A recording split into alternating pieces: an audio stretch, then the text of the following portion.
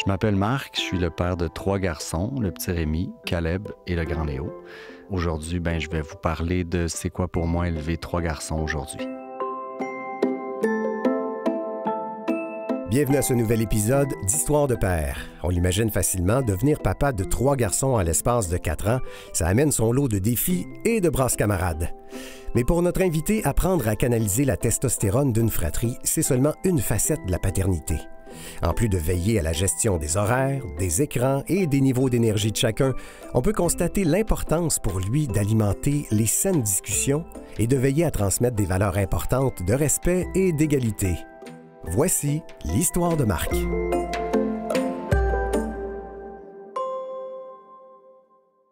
J'ai toujours eu un côté assez paternel qui était pas loin de moi. J'étais où dans ma vie lorsque j'ai eu mon premier garçon? En fait, j'avais 32 ans déjà, le même âge auquel ma mère et mon père m'ont eu. Donc, ma mère avait 32, je pense mon père 31. Puis là, je suis tombé amoureux d'une femme avec qui je suis encore amoureux depuis le début de notre histoire et de notre famille. Elle est tombée enceinte, ça faisait 2 ans qu'on était ensemble, donc ça s'est passé assez rapidement. Et quand je l'ai rencontrée, j'ai reconnu que ce serait la maman. Là. Je le reconnaissais, là, c'était instinctif. Donc voilà, j'étais un peu dans ce mode-là où j'avais vécu une jeunesse... moi, j'ai fait de la musique longtemps, tout ça, donc, la vie nocturne, etc., je l'avais fait, puis j'étais tout à fait en paix avec l'idée d'être rendu à ce moment-là, de fonder une famille, là. C'était très naturel. J'aurais aimé ça, avoir une fille, puis je l'ai nommée... J'ai fait souvent des blagues avec ma douce. On fait une petite fille, donc une quatrième. Donc, Martine m'a dit, oui, mais ça pourrait être un autre gars d'après moi. Là. Fait que là, bref, le projet n'a pas viré comme ça. Mais donc, oui, il n'y avait aucun regret par rapport au fait que c'était 3 garçons. J'aimais le scénario quand même. Ça va être quoi le type de réaction que je vais recevoir quand j'annonce à une personne que je rencontre que je suis le père de 3 garçons? Souvent, ça va arriver régulièrement que ça va être « Wow, OK, hey, vous êtes bon. » Moi, j'en ai un, puis wow, t'en as 3. Puis ouais, puis ils ont 10 ans, 12 ans, puis 14 ans. Ah ouais, aïe, aïe, wow. Fait que souvent, il y a cet aspect-là qui revient, qui, je l'avoue, me met en paix. Je me dis, OK, dans le fond, je suis pas pire. Il n'y a pas rien à avoir 3 garçons. Je me rappelle que quand on a eu le 3e garçon, Rémi, qui est le plus petit, au début, on s'est dit, 2 puis 3, il n'y a pas une énorme différence. Puis, il était bébé. Après ça, hop, 1 an et demi. Et quand il a sauté dans le tas de petits lionceaux qui se chamaillent, là, on a comme réalisé, OK, ouais, 3, c'est pas 2. Donc, 3 garçons, c'est 3 garçons. Puis, dans notre cas, c'est 3 garçons... assez stéréotypé, rempli d'énergie et de testostérone. Fait que il y a des moments où c'est intense. C'est intense d'avoir 3 gars.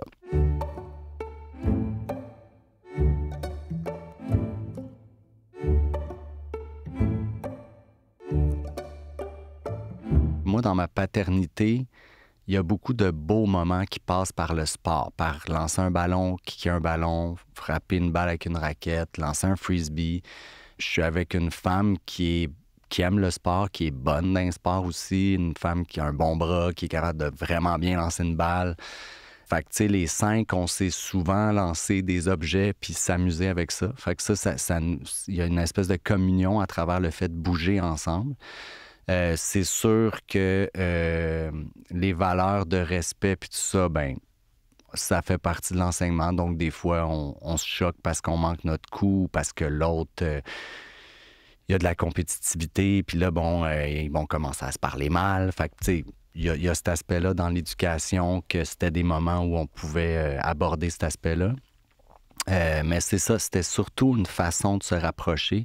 Mes 3 garçons font du sport aussi. Les 2 plus grands, Caleb et Léo, ont joué 5 étés de baseball. Là, ils sont beaucoup dans le basket. Le petit Rémi, ça fait 5 étés qu'il joue au soccer. Sont pas dans de l'élite non plus, mais sont très bons en sport, puis pas mal tous les sports qu'ils exercent, ils ont une facilité. J'aime ça, ces moments-là où on joue ensemble, carrément. Donc, ça nous rapproche beaucoup.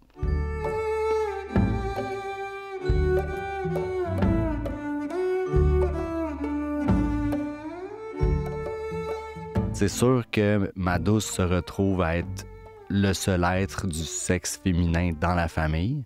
Martine, elle a toujours été bien avec des garçons. Tu sais, même à son adolescence, ses amis, c'était beaucoup des gars. Elle se tenait beaucoup avec des gars. Fait qu'elle, le scénario d'avoir 3 garçons au départ, c'était pas oh mon Dieu, j'aurais aimé ça avoir une fille. Elle était pas là-dedans, elle était fière, elle était contente d'avoir des gars, tu sais. Avec les années, c'est sûr qu'il y a des moments où elle se dit, mon Dieu, il y a trop de testostérone, je suis tannée, là, tu sais. Donc, il y a des moments, par exemple, je me rappelle, parlant de sport, on se lance la balle, puis là, Martine se lance la balle avec un des 2 plus petits, puis là, il manque un lancer, puis là, hop, continue à se lancer la balle, hop, un deuxième lancer. Là, maman, t'as encore raté ton lancer. Ah, les filles, vraiment, sont moins bonnes en sport. T'sais. Fait qu'un commentaire comme ça. Fait que là, ça peut arriver. On s'entend que c'est un commentaire qui est un peu sexiste, mais c'est un enfant qui le sort puis il s'en rend pas vraiment compte. Fait qu'on profite de l'occasion pour dire, ben, pas nécessairement. Je pense que tu as pu observer qu'il y a des femmes qui sont extraordinaires en sport. Hein. On a vu les Olympiques dernièrement, puis tu te souviens, la performance, bon, en natation, par exemple. Fait qu'ils le comprennent. En même temps, c'est sûr que c'est des enfants de 3e année. Fait que les filles, tu sais, bon, il y a ce côté-là. Tu sais, je vais bifurquer un peu du sport, mais il y avait l'aspect, tu sais, justement, 2e, 3e année, là, on l'a vu... tu sais, du type, ah, les filles, c'est un peu plate, ça fait juste parler, puis, tu sais, fait que là, on arrivait avec cet aspect-là, justement. Ben, tu sais, essayez de vous ouvrir, peut-être que vous allez être surpris, les filles peuvent, il y en a qui peuvent être vraiment drôles, puis vous pourriez faire des types de jeux que vous ne faites pas avec les autres garçons, puis qu'elles ne font pas avec les autres filles, tu sais. Ces valeurs-là d'égalité entre tous les êtres humains, ça a tellement été présent chez moi. Tu sais, c'est pas la paternité qui a déclenché ça, d'approfondir ces valeurs-là. C'était déjà là. Donc, l'importance de transmettre ces valeurs-là a été là dès le départ, en fait. Là, tu sais. En même temps, je pense que ce qui met l'importance de l'égalité entre l'homme et la femme, c'est l'exemple qu'on donne à travers l'amour qu'on a, moi et Martine. Puis, comment on le vit, cet amour-là. Fait encore plus qu'à travers la parole. T'sais. Fait qu'on voit que dans notre façon de faire les choses, dans notre façon de gérer la maison, les deux, on est très impliqués et avec les enfants et dans la maison. Fait que ça, je pense qu'ils le voient, puis ça s'imprègne en eux. Donc, tu sais, c'est viscéral pour eux que ça va de soi. Les hommes sont égaux aux femmes, là, en fait, là, tu sais.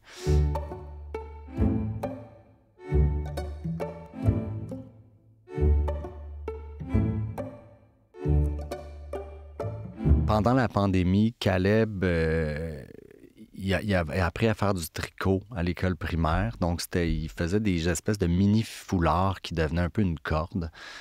Fait que là, il est arrivé à la maison avec ça, puis il aimait vraiment ça, faire ça. Fait que là, on lui a simplement fourni une pelote de laine arc-en-ciel qu'on avait, puis il a fait des mini-foulards comme ça plusieurs fois.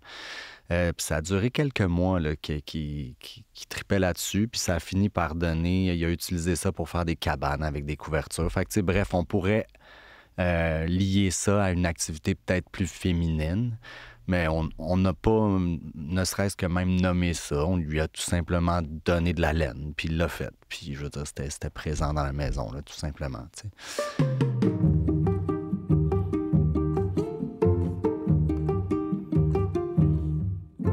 Je considère que oui, ma paternité, j'ai été plus sévère par rapport à mes 3 garçons que l'ont été mes parents par rapport à moi. Puis j'ai l'impression qu'il y a un petit côté de survie là-dedans, psychologique. Là, ce que je veux dire, c'est que, tu sais, inévitablement, moi, j'ai un scénario où mes garçons sont très proches les uns des autres en âge, où ces 3 garçons remplis de testostérone... qui s'agacent énormément, qui sont très physiques, puis tout ça. Fait qu'à un moment donné, le fait d'être sévère, puis de mettre des limites très claires, puis peut-être un peu trop par moment, ben ça me permettait d'avoir un certain contrôle de la situation, parce que des fois, je veux dire, l'énergie est incroyable là, dans la maison. Là. C'est des tornades, tu sais. Donc, c'est ça, cette testostérone-là tellement présente à la maison. fait qu'il y a un côté strict en moi qui est sorti assez rapidement quand il était jeune. Et j'irais peut-être même plus loin, que j'ai dû apprivoiser et contrôler aussi, parce qu'à un moment, avec l'aide de mon amoureuse qui à un moment donné était fatiguée aussi de ça, là, tu sais, c'est lourd, là, tu sais. Donc, lever la voix, peut-être trop rapidement, puis peut-être trop souvent. Donc ça, je le fais de moins en moins ou moins systématiquement. Mais c'est ça, il a fallu que j'apprivoise un côté de moi que je connaissais pas nécessairement. Puis c'est comme si, vu que c'est des garçons, je me permettais plus d'être dur un peu, tu sais. Pour moi, être papa, la paternité, c'est un travail infini sur soi, là, tu sais. C'est une opportunité de travailler sur soi-même, là. T'es constamment confronté parce que tu veux bien faire les choses, tu sais. Puis des fois, en voulant bien faire les choses, puis avoir...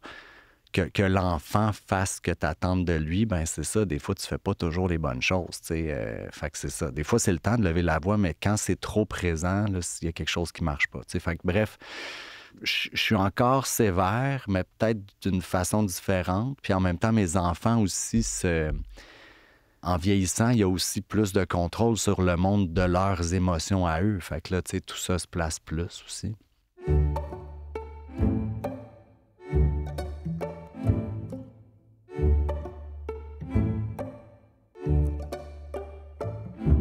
Le phénomène d'une recrudescence certaine de mâles alpha dans l'espace public, je dirais, puis l'espace public en ligne, beaucoup. Ce qui s'est passé dernièrement dans les médias, on a abordé ça inévitablement un peu avec les garçons, puis je lui ai demandé, tu sais, tu connais Andrew Tate, toi? Puis il dit, oh, oui, c'est un fou, là, tu sais. Fait que lui, ça a été tout de suite ça, sa réaction, fait que j'étais bien contente d'entendre ça. Mais bref, c'est ça, tu sais, il semble avoir il voit tout de suite là, que ça fonctionne pas, ce discours-là. Puis j'ai essayé d'aborder avec lui, OK, puis même si ce type de discours-là, des fois, ça peut paraître bien dans le sens où ils vont dire, tu sais, c'est important de prendre soin de toi, de faire de l'exercice. C'est pas nécessairement des mauvaises choses. Je dis, non, je comprends, mais là, tu sais, il va ben trop loin, puis, tu sais, après ça, il s'en va complètement ailleurs avec ça, tu sais, fait que... Je trouvais que c'était intéressant. Puis j'ai posé la question aux deux plus jeunes s'ils connaissaient ce personnage-là. Puis pas du tout. Ils ne connaissaient pas du tout ce type-là. Mais j'en ai profité pour leur parler un peu de qui c'était puis qui existe en ligne. D'expliquer un peu un historique, tu sais. Je veux dire, la société québécoise, il y a de ça 50 ans, n'était pas la même, tu sais. Fait que, tu sais, de mettre ça en contexte, déjà, tu sais, de leur expliquer, eux sont en 2024, là, ils n'ont aucune idée, là, tu sais, ils ont une idée parce qu'ils commencent à l'apprendre un peu à l'école, mais tu sais, c'est quand même flou pour eux, là, c'est loin, tu sais. Donc, c'est ça, d'expliquer qu'il y a eu un combat qui s'est fait ici, puis qu'il y a des femmes qui se sont battues. Puis bon, avec Caleb, il a appris en histoire cette année que les femmes ont eu le droit de vote au Québec en 1940. Puis il a dit « Wow, OK! » Ça fait pas longtemps, tu sais. Puis même nous, on l'oublie, tu sais. Fait que les écrans, on est dans une époque... que je considère vraiment plus difficile, je crois, pour les parents d'aujourd'hui que ce que nos parents ont vécu. L'écran omniprésent de plusieurs formes, extrêmement portatif, c'est clair que c'est extrêmement difficile à gérer. Dans notre cas, on essaie vraiment de gérer ça du mieux qu'on peut, mais c'est extrêmement prenant, extrêmement présent au quotidien. Nous, on a justement, c'est ça, le plus vieux vient d'avoir un téléphone, on n'a pas de tablette à la maison, on n'a plus de télévision, fait qu'on regarde Internet. Et malgré ça, on a des ordinateurs portables, ils se retrouvent souvent à se réfugier devant. Puis, bon, Caleb, qu'est-ce que tu fais? Tu nous as pas demandé la permission. Après ça, bon, les écrans, ça peut être différents types de consommation d'écran, mais c'est sûr qu'il y a les jeux vidéo là-dedans. Comment je dirais ça? Comme papa, ce qui est confrontant, c'est que je ne trouve pas que c'est de leur faute. Comme le téléphone cellulaire qui, en fait, t'as Internet dans ta poche, ben je comprends, en fait, qu'ils veuillent retourner à cet objet-là tout le temps. c'est incroyable. Le problème, c'est les adultes qu'on a accepté de laisser rentrer ces technologies-là dans la vie collective de façon beaucoup trop présente. Ça demeure que c'est notre devoir comme parents, je crois, foncièrement, de gérer ça, puis d'encadrer ça surtout. Ça prend énormément d'espace dans la parentalité. Ça, c'est clair.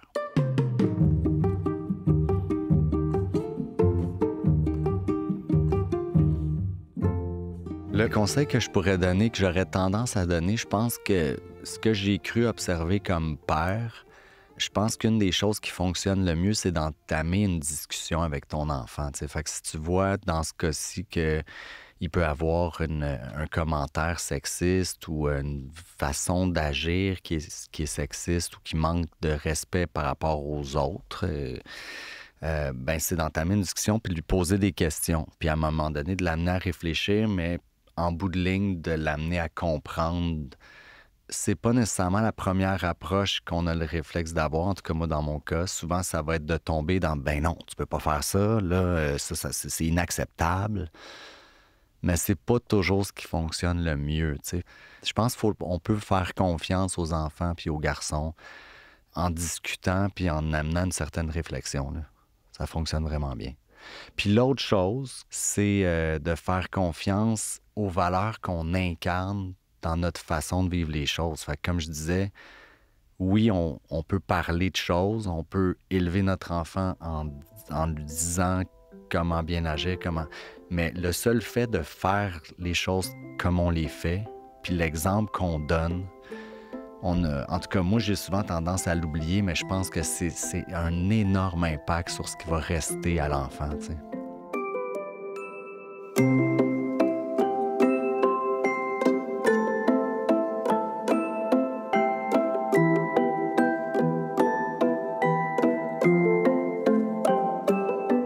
Oui, 3 garçons dans une maison, ça doit pas être toujours de tout repos.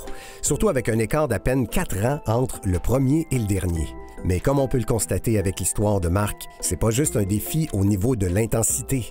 On peut canaliser l'énergie des gars avec le sport, par exemple, mais parfois il faut aussi apprendre à jouer le rôle d'arbitre, même à la maison. Et pour ça, ça demande d'apprivoiser le rôle de celui qui impose des limites claires, autant pour gérer des chicanes que gérer des écrans. Et on peut aussi retenir que dans une fratrie toute masculine, ça peut devenir encore plus important d'alimenter les discussions sur les notions d'égalité et de respect. Question de garder une saine ouverture d'esprit. C'était Histoire de père en mode confidence, un balado de Naître et grandir, produit avec la collaboration de la maison de production Grand Public. Recherchiste et confidente, Lélia Métivier. Rédactrice en chef, Julie Fortier. À la narration, moi-même, Louis-Simon Ferland. Découvrez d'autres histoires de pères sur votre plateforme audio préférée ou sur notre site naîtreetgrandir.com/balado.